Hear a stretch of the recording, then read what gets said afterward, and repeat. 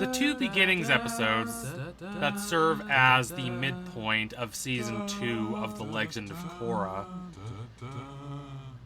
have attracted quite a lot of praise for their clarity and intensity of storytelling and for their elegant and lusciously ethereal art style, evocative of Japanese or Chinese ink wash paintings. And yet they've also been criticized by a lot of people, albeit a minority, as enforcing a strict good versus evil binary. A charge that has merit, but I think is ultimately rather reductive and fails to consider the overall context and ideas of these episodes and what they mean for the show. There has not been a lot of contemplating, a lot of serious thought given to the importance of these episodes for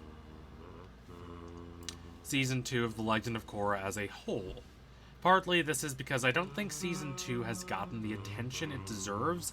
It's often written off as kind of a floundering misstep. And sure, there are things that don't work about it, like Unalaq, probably the worst villain in either Avatar or Korra. And the love triangle stuff is still there, and it's kind of annoying. But I think what the show is doing philosophically and intellectually here is really underappreciated, and that's a shame because thematically it's one of the richest seasons of the show. It's a season when Korra ultimately has to realize that there is no one right path to being the Avatar. There is no single idea for what being the Avatar should be. There is not a pre-existing playbook or blueprint that she can simply follow. She has to decide for herself what being the Avatar means. Tenzin urges her early in the show, in episode 2, I believe, to think about more than fighting, saying being the Avatar is not all about fighting Korra, which could more or less serve as the tagline for the entire show. But what is being the Avatar about? It's about being a leader. It's about making difficult choices to ameliorate tensions between different groups of people, even if it means coming to a solution that is not ideal for any one group. It is certainly not simply about attacking the bad guy and taking him down. That's important, of course. Both shows emphasize that direct action is needed at times to secure liberty and prosperity for the people. Yet, in Korra especially, there is an awareness that that's not enough. Especially in a modern world that's confusing and fragmented. Avatar, for as complicated as it can be in the nuances of its storytelling, is still fundamentally a show about beating the big bad guy who wants to take over the world. Aang knows what that goal is. Everyone knows what that goal is. But what is the goal in Korra? It's more general, it's more vague, it's about being the Avatar. In a world where the status quo fundamentally does not work anymore, there has been a certain tradition, a certain history about what the Avatar should do and who the Avatar should be. And a lot of those traditions come from a world that doesn't really exist anymore. This is a modern world with people mixing together freely in Republic City. It's a world of technology. It's a world where people have wrested themselves free from old traditions and want to imagine different futures apart from old structures of belief, old ideas of who the Avatar should be and what the relations between the nations should be. It's a story where 3 of the 4 villains, Aman, Zahir, and Kuvira, are all vaguely related to modernity. They all challenge what the world is, what history and tradition say is acceptable. Aman, of course, views bending as immoral and creating a rigid hierarchy between those who have it and those who don't. Zahir adamantly campaigns against systems of state and government. He is an anarchist who believes these systems are unnecessarily restrictive. Kuvira is less ideologically critiquing of power structures than those two, and a lot of people have merely compared her to Ozai because she is trying to expand her empire, but I don't think that's quite true. Kuvira is fundamentally modern. A lot of what she says about equality is rhetoric, but it is true that the Earth Kingdom, as we see it before, is a fundamentally unequal place. It is true that it is backwards in a lot of ways, and that it needs the kind of modernization that Kuvira is bringing to it, laying train lines across the country so the country can be much more easily connected and thus governed.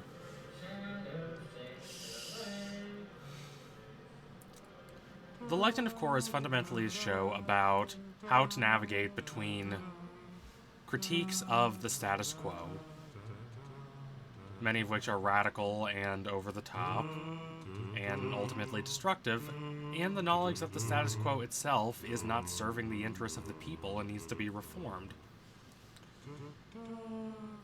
I did not mean to go on that long tangent about the entire sociological perspective of the show, but I think it's important to emphasize that Korra is a show where there are not easy answers. There are not simple solutions. There is not a clear, obvious idea of what the Avatar, in trying to promote peace and harmony between different groups of people, needs to do in order to ensure the well-being of all. It's a lot more complicated than just, oh hey, go and beat up that bad guy. Even though, yes, again, that's necessary too.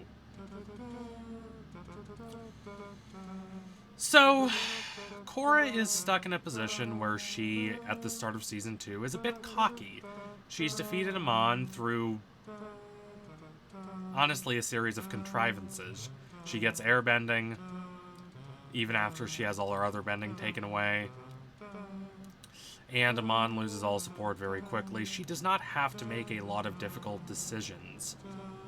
And then she finds herself in Season 2, and she is quickly overwhelmed. She is a bit resentful toward Tenzin and her father, and perhaps understandably so, but that leads her into siding with Unalaq, who does help her in a lot of ways and does encourage her, but also does not care about her at all and is only looking to increase his own power and his own authority. She is confused, and this ultimately leads to her siding against her own tribe when Unalaq occupies it. And honestly, being kind of a terrible person in the Civil Wars episode. She's not a terrible person, of course, but she is very flawed. She makes a lot of rather unfortunate and often infuriating mistakes because she is placed into a situation where there is not a clear-cut right answer, and she has to do the difficult work of trying to analyze and ascertain for herself what she should do. That's a lot tougher than just going to beat up someone. And all of this ends with her making a decisive choice to leave the spirit portals open. Do I wish the show had led up to this choice a little more? Sure, of course. But honestly, I don't think it's that relevant. What's relevant is that this is Korra's choice. She surveys her experiences with a more lucid and penetrating mind than she had at the start of the show. And she makes a decision that is not just the clear-cut, obvious right decision, but ultimately a choice that she has to make that has positive and negative consequences. And she has to deal with those consequences, many of which directly lead into the conflicts of seasons 3 and 4. She faces a lot of backlash, and she suffers a lot because of the choices she makes. But they are ultimately her choices. Choices that she made, defining for herself what being the Avatar is, instead of trying to look at some predestined script for what being the Avatar should be.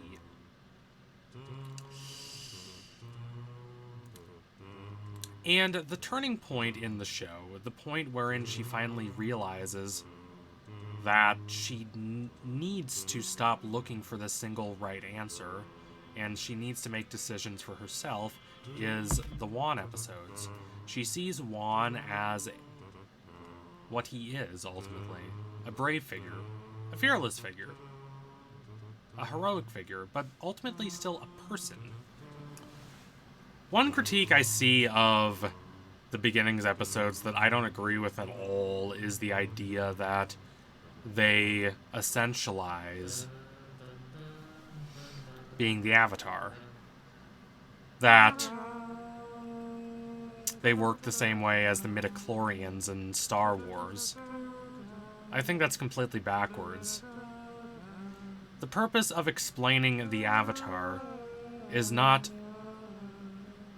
to elevate the position of the Avatar, to make it something mythological and special and unique, but it's really the exact opposite of that. It is to de-essentialize, demystify, and ultimately historicize the position of the Avatar. It is not simply a position that has existed from beginningless time. We see in these episodes that even the essential spirits of light and darkness themselves are very young compared to the primordial lion turtles. The world we know had to be made, it had to be created, and it had to be created by the choices that people made themselves. Tenzin explains all of this to Korra.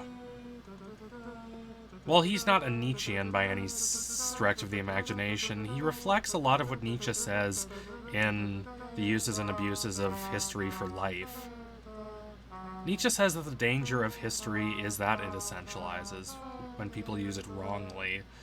That it makes us think that things had to be the way they are, that it happened for some grandiose reason, that it's fundamentally teleological and deterministic, that all of history has an endpoint inevitably leading up to the present day. But that's not the case at all. History ultimately serves us. We do not serve it. We look at our historical perspective. We look at what has happened before us, and that does not determine the choices that we make. It informs them. We decide how to interact with our past. We decide how to look at the world around us and what has come before us. And we, with our own imaginations and our own creativity, we synthesize that past with our own yearnings and our own passions to create the future. All history is history for us. It has no grandiose inherent value. There is no such thing as a completely objective idea of history. All history is what we as individuals decide to make of it. Wan was not special because he's innately special. He was special because he made choices. He was a brave person, but he was still just a person until he became the Avatar because of his own decisions. Tenzin phrases this much more succinctly than I could, saying that Wan was special because of who he was, not what he was. As in, he was special because of his individual personality and the choices that personality led him to take, not because he was given this position as the Avatar. Korra ultimately decides how to interact with that past, how to interact with the knowledge she has gained. It gives her this broader perspective, this more extensive viewpoint on how the world is that she, being young and naive, did not have before. But that historical perspective does not tell her how to act. It is simply the raw material that she uses to create her own decisions and her own ideas and her own values. It would have been very easy for her to learn from the past and then do what Juan did. Instead, what she actually does is much more interesting than that. She studies the past, she gains a deep respect for Juan, and then she reacts to his legacy by doing the exact opposite. A lot of people have said, well, isn't she going against what Juan did? Isn't she betraying his legacy? Well, sort of, if you see history as simply a succession of lessons to learn. A bunch of what Nietzsche calls monumental history, where we try to reflect in our behavior the behavior of the heroes of the past. But what Korra does is different. What she learned from Juan is that ultimately the Avatar is not only this mystical, ahistorical position. It had to be created by the actions of individuals. What it is as a position is determined by the actions of individuals. There is no answer out there waiting for her if she looks for it long enough. There is no person who can give her the answer for what she needs to do as Avatar, because who she is as the Avatar is ultimately her choice to make. It's very existentialist, actually. None of what I'm saying means that Season 2 is perfect or that it is without flaws, but it is fundamentally the season that matters the most for Korra, in that at the end of Season 1, she really has not changed that much, even if she's much less naive. Whereas by the end of Season 2, she has completely broken from her notion that she had at the start of the show that there is this singular preconceived idea of how to be the Avatar.